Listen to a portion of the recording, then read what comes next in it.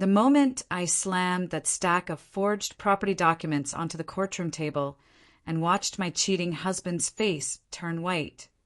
That was the day I took back everything he stole from me, including my life.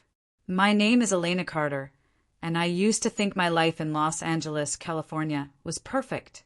I was 32, married for 6 years, working as a real estate photographer. My husband, Mark, was a mortgage consultant, the kind who always spoke confidently, always smiled in front of others, always seemed dependable. But behind our polished Instagram life, I was the one carrying most of the weight.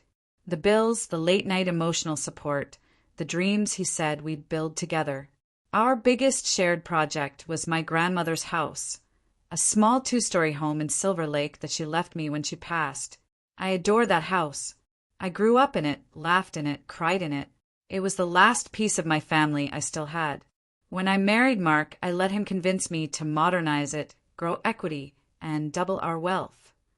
I trusted him completely, and that trust was the most expensive mistake of my life. There were nights when Mark would come home late, smelling like cologne that wasn't mine. I'd sit on the couch with the lights off, waiting, listening to the sound of his keys hitting the table. He always had an excuse ready. Work ran late, a client emergency, traffic was insane.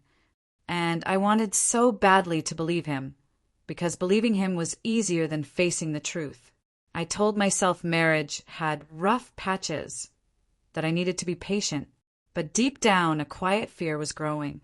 Something was slipping away, and I didn't know it was my entire life. It started with little things. A missing bank statement, a late mortgage payment I didn't know about, a strange notification from a title company. Whenever I asked, Mark would laugh it off. "You worry too much, Elena.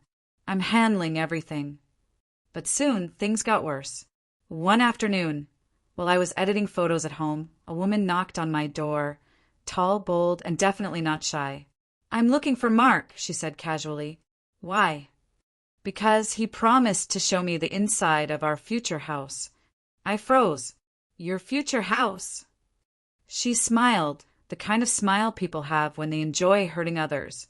"Yes, he told me he's selling this place, and we're also together." My heartbeat collapsed. I didn't know what hurt more, the idea of losing my grandmother's house or the confirmation that he'd been unfaithful. Within days, everything spiraled.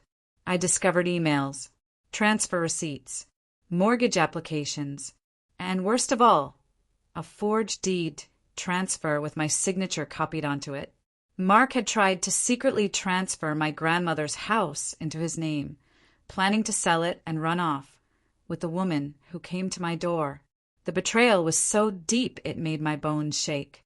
I remember sitting on the bathroom floor that night, my back against the cold tiles, my fingers shaking as I held the forged deed.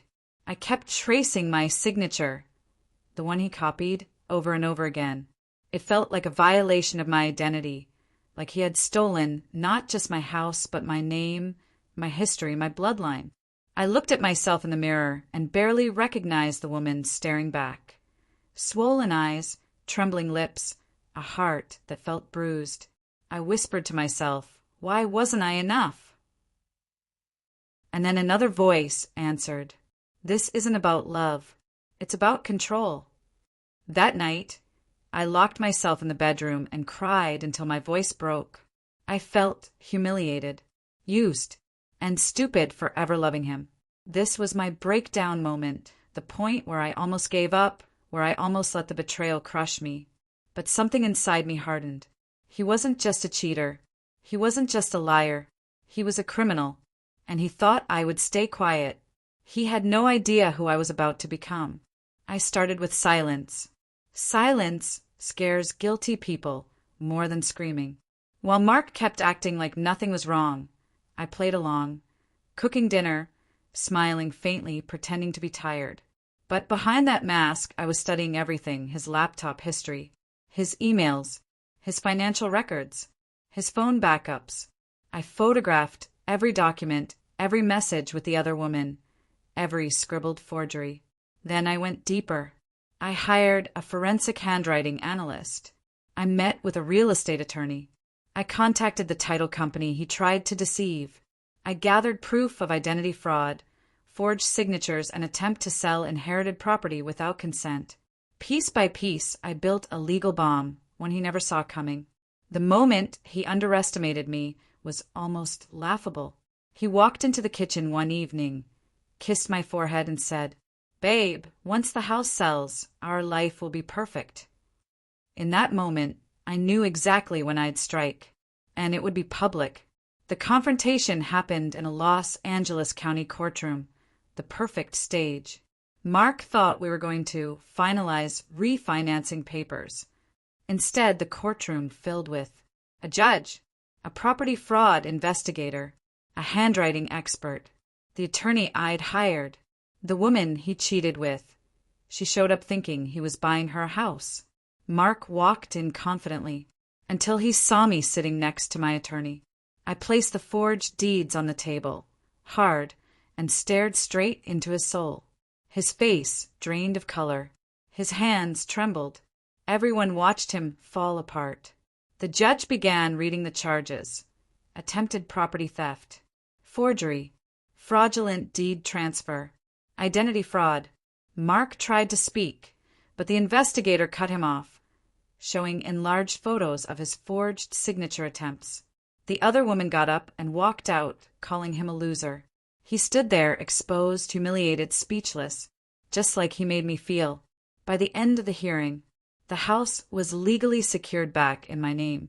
A restraining order was placed against him. He was forced to pay damages and legal fees. He faced criminal charges for fraud, and for the first time in months, I breathed. Walking out of the courthouse, I felt lighter than I had in months. The sky looked bluer, the air smelled cleaner, as if the world had finally opened back up to me. I sat in my car and let out a long, shaky breath I didn't know I'd been holding. That moment wasn't just a victory, it was a resurrection. I realized I'd spent years shrinking myself to fit into Mark's world, dimming my light so he could feel brighter. But now, for the first time, I felt the ground beneath me. Solid, steady, mine. I wasn't just free, I was reborn. Mark's downfall was swift. He lost his job. He lost his girlfriend. He lost access to any part of my life. And the house he tried to steal, I renovated it myself. Every wall, every piece of tile, every window. I rebuilt all of it with my own hands. One morning, I stood outside the house with the new deed in my hands, the sun rising behind me. I smiled, not because I won, but because I survived. Here's what I learned. When someone betrays you, it doesn't break you. It reveals who you were always meant to become. My revenge wasn't loud. It wasn't violent. It was smart, legal, and devastatingly final. And that's the kind of justice money can't buy.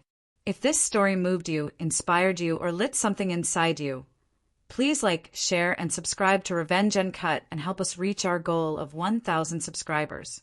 Your support keeps these stories alive. Thank you for watching.